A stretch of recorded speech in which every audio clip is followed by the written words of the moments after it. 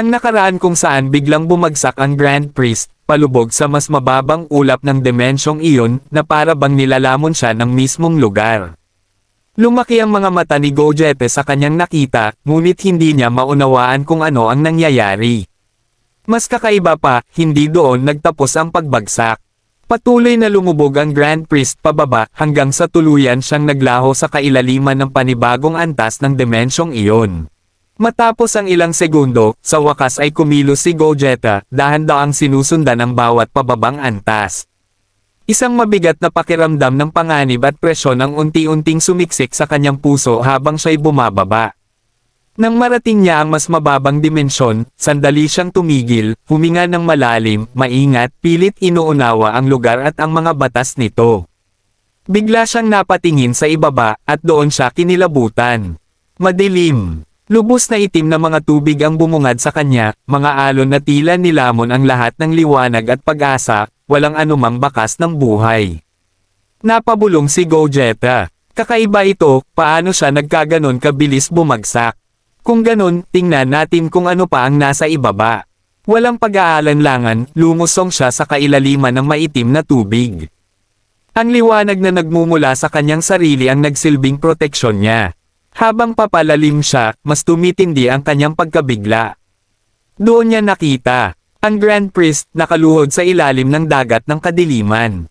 May napakalaking hiwa sa kanyang likod na naglalabas ng isang mahinang, misteryosong liwanag, isang uri ng ningning na hindi tugma sa kanyang kilalang kalikasan. Napahinto si Gogeta, nanlaki ang mga mata sa pagkagulat. Dahan-dahang humarap ang Grand Priest, may nakakaloko na ngiti sa kanyang mukha. Binasag ni Gogeta ang katahimikan, matalim ang boses. Ano ang lahat ng ito? Wala akong duda, ikaw ang lumikha ng lugar na ito. Bawat sulok ay sumisigaw ng panlilinlang mo. Mahinang natawa ang Grand Priest. Mabuti, napansin mo rin. Kahit huli na, lahat ng nakita mo, aking pag-aari. Hindi mo ako nilabanan, gumalaw ka lamang sa loob ng mga hangganan ng plano ko.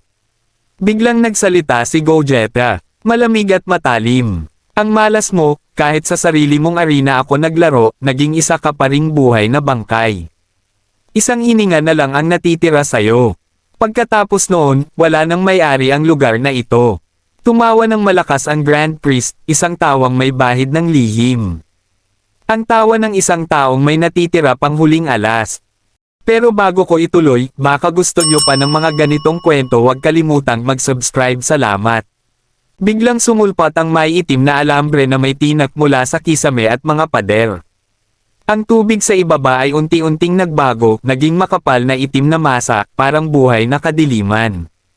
Kasabay nito, ang kisame ay dahan-daang nagsimulang magsara, tila isang perpektong bitag na walang kawala. Bahagyang kumunat ang noo ni Gogeta. Sa tingin mo, may mababago ito. Sumagot ang Grand Priest, malamig ang tinig, ang unang dapat mong malaman, nasa mas malalim ka ng dimensyon ngayon. At ang nakikita mong tubig, hindi tubig.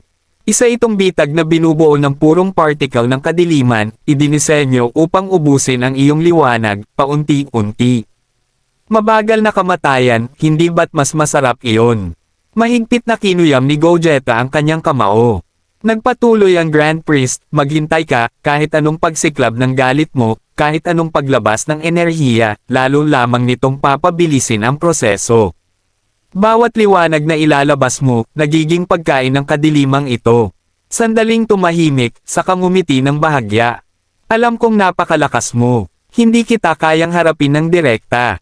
Kaya ginawa ko ang lugar na ito ng patong-patong mula sa mga planetang nakita mo hanggang sa mga nakatagong enerhiyang hindi mo napansin. Bawat maliit na pagsabog, unti-unting nagpapahina sa ugnayan ng iyong liwanag.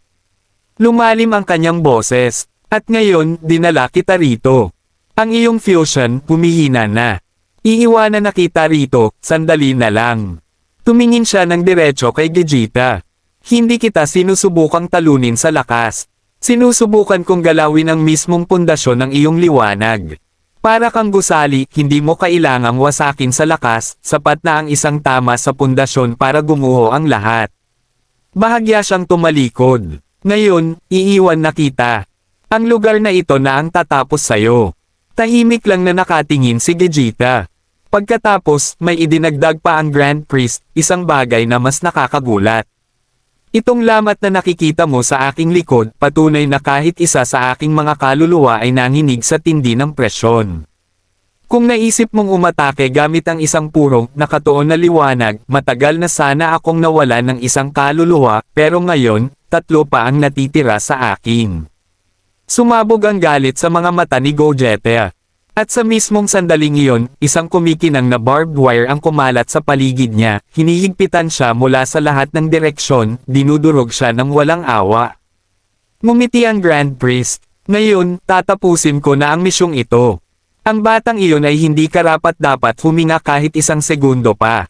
Sa isang iglap, sumugod siya sa napakabilis na bilis papunta sa planet Earth.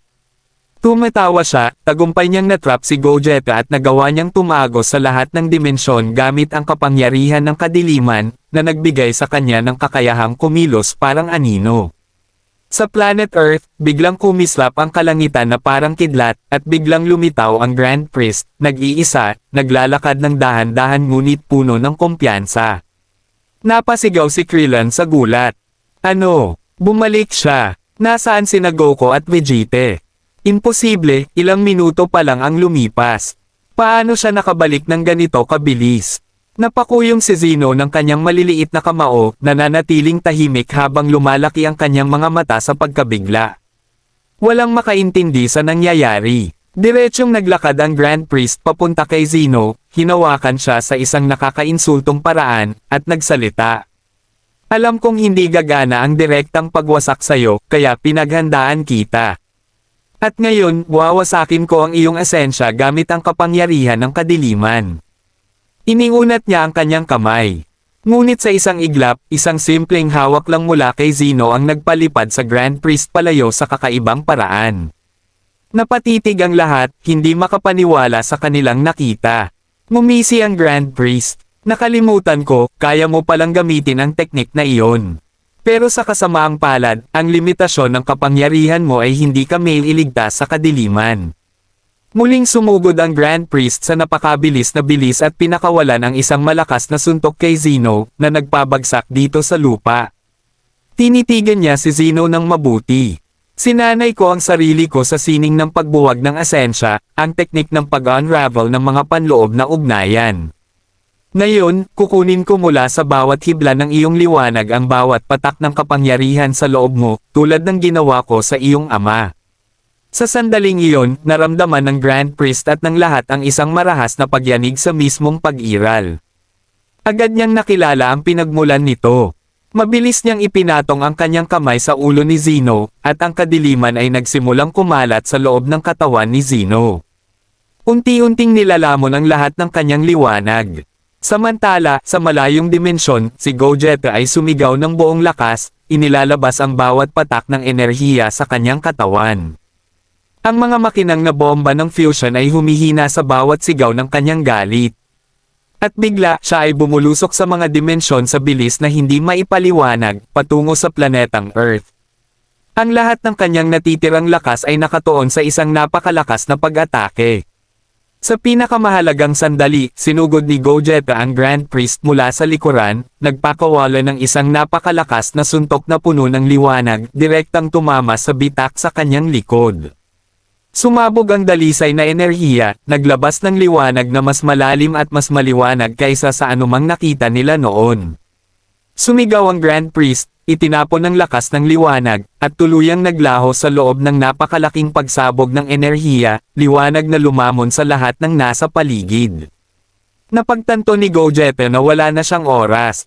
Bigla siyang lumitaw sa harap ni Zeno, na nanginginig ang katawan habang patuloy siyang nilalamon ng kadiliman. Sinabi ni Gogeta, may maliit na kislap na lang ang natitira sa akin, ang huling piraso na nagpapanatili sa fusion na ito. Pero para sa'yo, susunugin ko ang lahat ng natitira sa akin. Itinaas niya ang kanyang kamay sa ibabaw ni Zeno. Ang dalisay na liwanag ay kumalat na parang makalangit na alon, tumagos sa pinakamalalim na bahagi ng kaluluwa ni Zeno, nilalabanan ang kadiliman, pinupunit ito mula sa loob.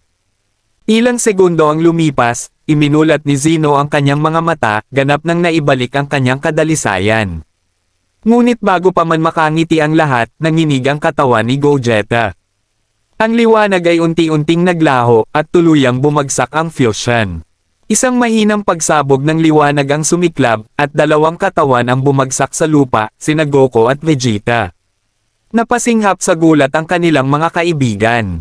Kahit si Whis, na tila laging may alam sa lahat, ay napahinto at napatulala. Biglang napasigaw si Goku sa matinding sakit, hawak ang pendant sa kanyang dibdib.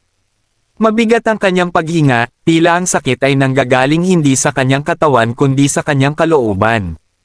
Si Vegeta naman ay nanatiling kakaiba ang kalagayan, dahilan upang lalong maguluhan ang lahat.